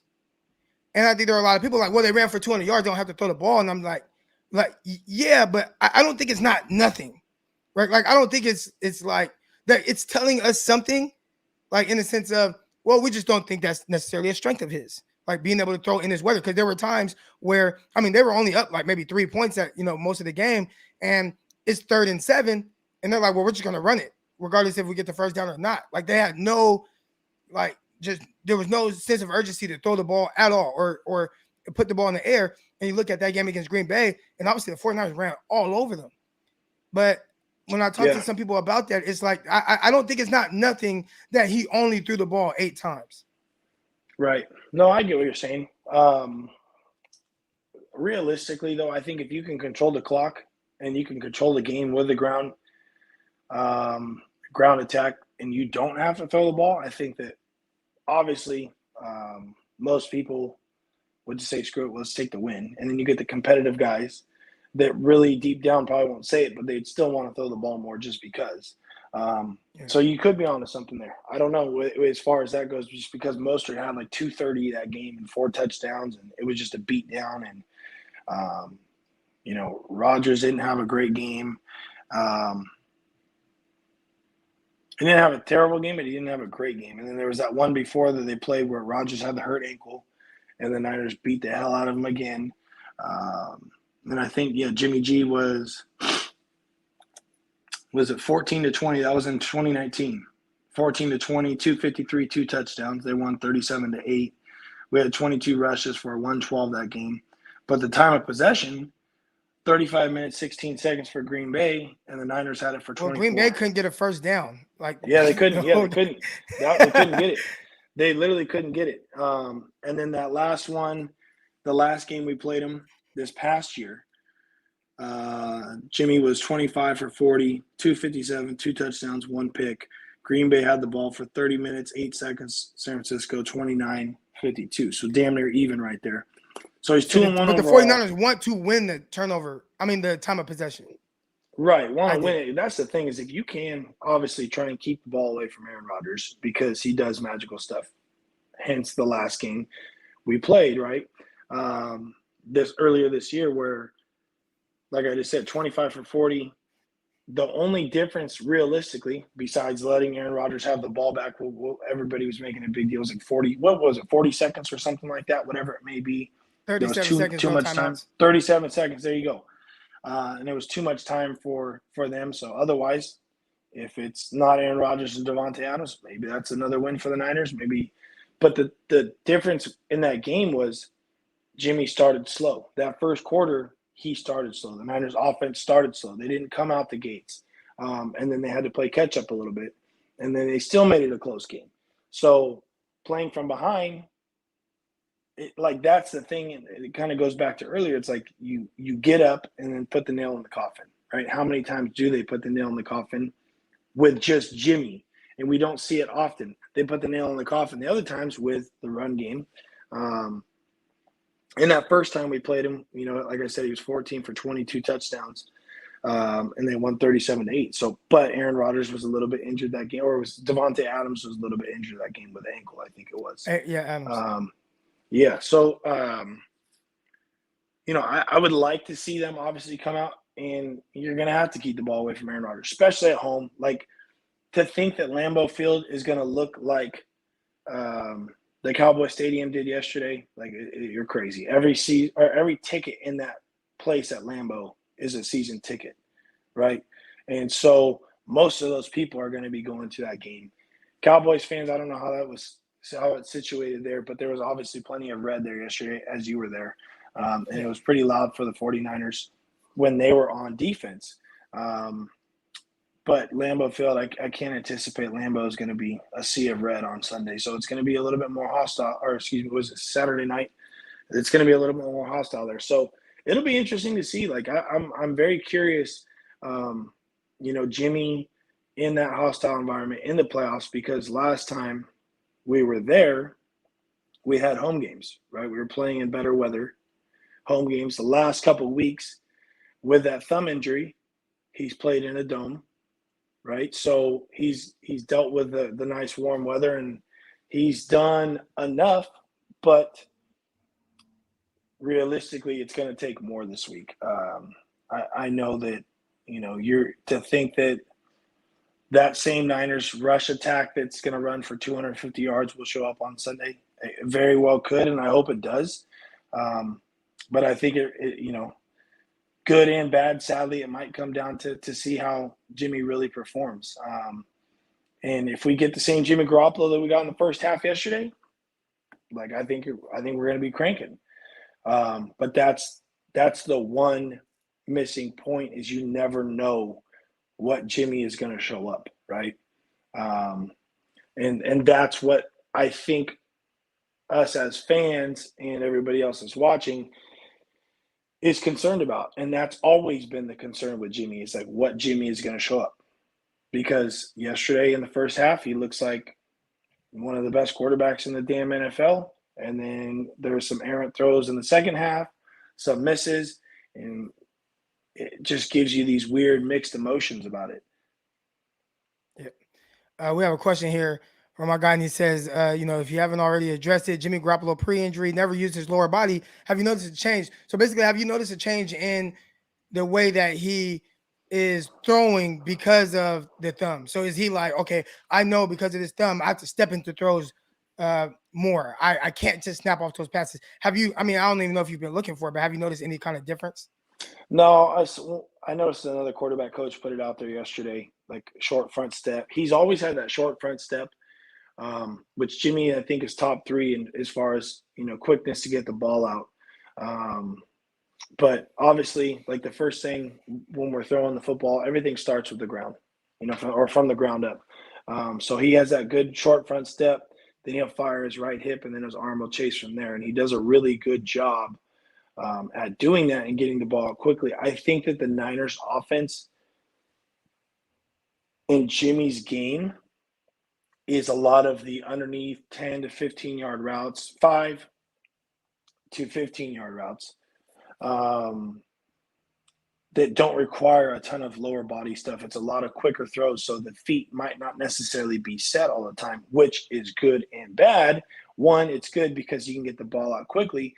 Two, like I said, it starts with your feet. If your feet are crap, like you saw that play with Mahomes a couple of weeks ago where his foot swung way open on that little flat route and he missed it way behind the receiver, threw it into the ground, and everybody blew up about it. And sometimes you'll see that with Jimmy where he won't have his foot necessarily set in the ground, or he'll try and use that arm more so than his lower body. And when you're throwing with just the arm, you're going to start to see a little bit of the accuracy issues come into play. And like I said, good getting the ball out quickly, bad, you're going to deal with some accuracy issues along the way. And his game has never been the mid to deep level throws. So he's not forcing himself or like that. The plays that are called aren't forcing him to have to use his lower body a lot because there's such quick throws that he just gets the ball out. Like the lower half is kind of obsolete at that point. But he still does. There's plenty of throws like those dig routes, the mid-level routes. It's always been that thing since he had the knee injury too, like where he wouldn't step into throws, and I don't know if that's still something in the back of his head or if he got so much in the so much in that mindset of that front leg causing or like being a almost like a little security issue where he doesn't want to step into throws because he doesn't want the front leg to or that leg to take a shot.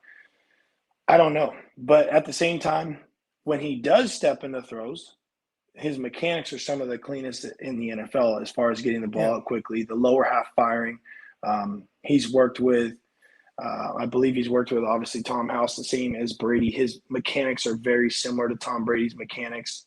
And so, overall, he's clean mechanically, especially on the quick throws, gets the ball out quickly. But on the deeper stuff, he uses his lower half. I just don't comparatively to other guys, he just doesn't have the arm talent, so it's not as sexy. Obviously, we've talked about that. But then you watch him on the run yesterday. Like some of the throws he made on the run had some serious pop on the ball yesterday, and I'm like, where the hell did that come from? Like, why haven't we seen this for the last 4 years? Like there was some with some serious zip on the ball.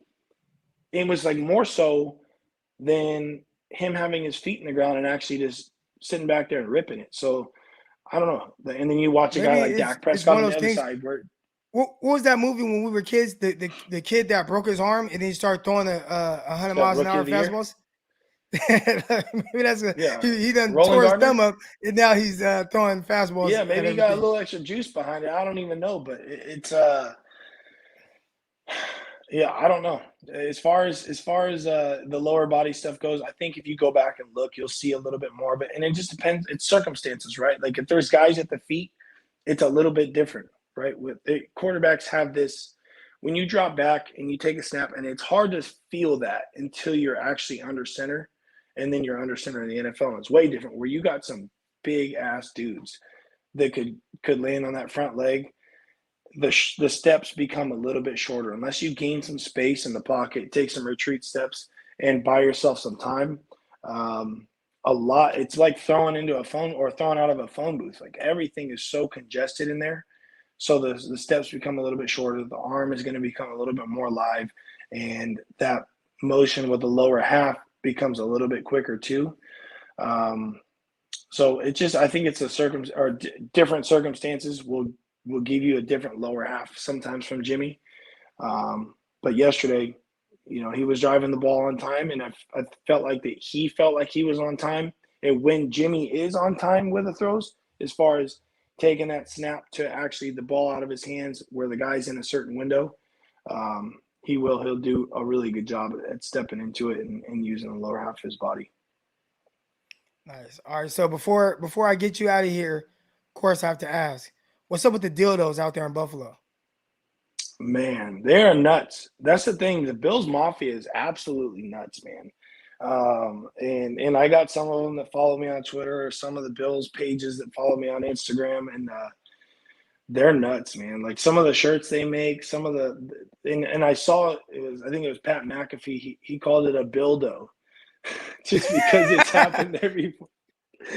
So he was calling it a Bildo. Where did they just let them walk in? Because you usually have to take all your items out your where pockets. are they coming from? Like I never mind. I don't even want to go down that rabbit hole. One of them they had, it was the one that can stick on the wall in the shower. Exactly. Don't ask how I know that, but you're married. You gotta, you and the wife do different things. But anyways, so they Crocky, got all kinds of dildos. Save that for the late night pod. All right, too early, yeah. But as far as like, I honestly don't know. Like if I ask Josh, like where did that come from, he's gonna say that's the Bills Mafia. Like I don't know. It's a different breed out there. Like I was thinking about it the other day. Like people are asking me like, oh, dude, what happens if the Niners and the Bills make it to the Super Bowl and they play against each other? Who do you go for? And like that would be like the best / like worst case scenario, because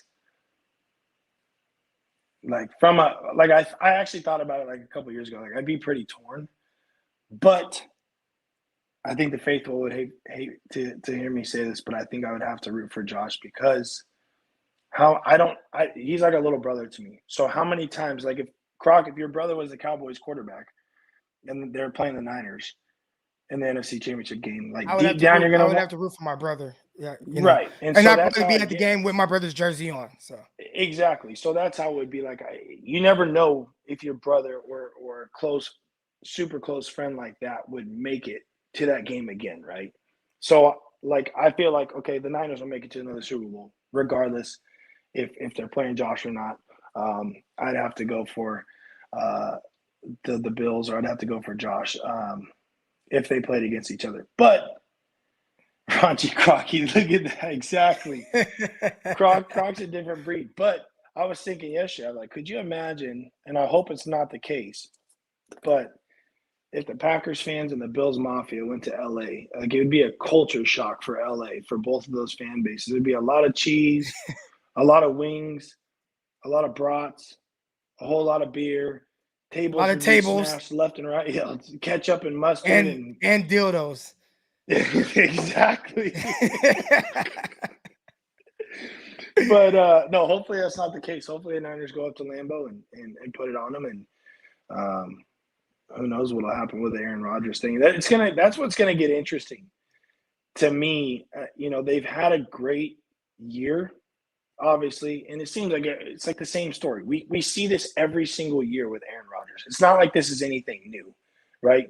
But I know, realistically speaking, that the Packers fans, because I know some of my buddies are Packers fans, and I know at the end of the day, like this, the Niners are probably the last freaking team that they wanted to face going to the playoffs, just because of the fact that the Niners have had their numbers in big. I think that games. this is a better matchup for the 49ers than the Cowboys. Like on paper, I think the 49ers match up better against Green Bay than they did Dallas. Yeah, I agree.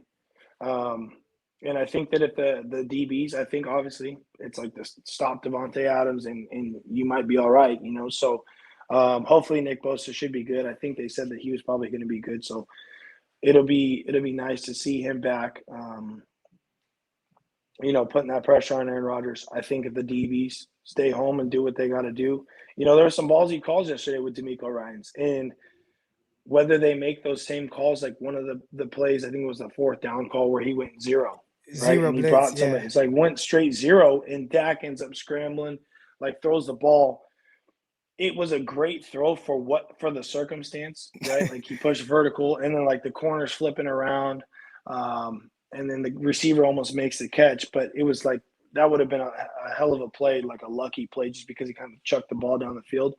But went cover zero, which for those who aren't watching, cover zero means there's literally nobody deep. It's man, nobody deep, and you could bring, you know, 6-7 guys of pressure, and they did that yesterday, and I was just like, dude, that was ballsy. But high risk, high reward. It paid off, and I don't think they were probably expecting the Niners to go zero in that circumstance. Put the pressure on Dak instead of letting him sit back there and dial up something. And so, if you do that to Rodgers, though, I don't think you can do that to Rodgers. That's the thing. Do you really want to put Devontae man-to-man out there?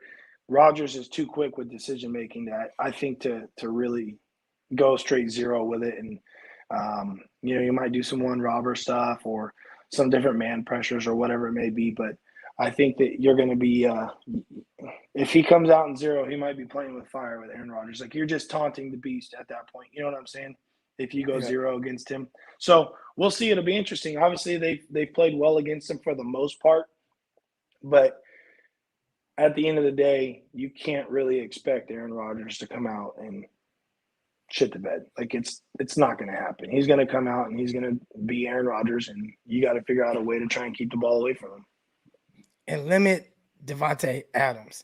Adams, right? Greg, I appreciate you coming on, man. I'm going to get you off of here now and close this thing out, man. Talk to you next Monday. Hopefully, we're talking about some good stuff and the 49ers continuing to march on in the playoffs, man. I appreciate you coming on, bro.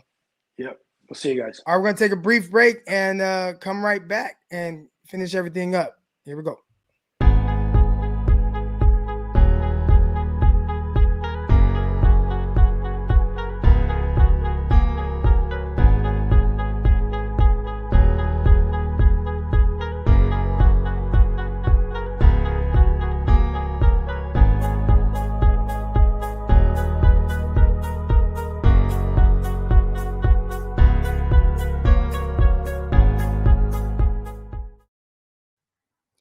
All right, y'all. I appreciate everybody that's been in here right now. I talked about listen, the dildo thing. All right, listen.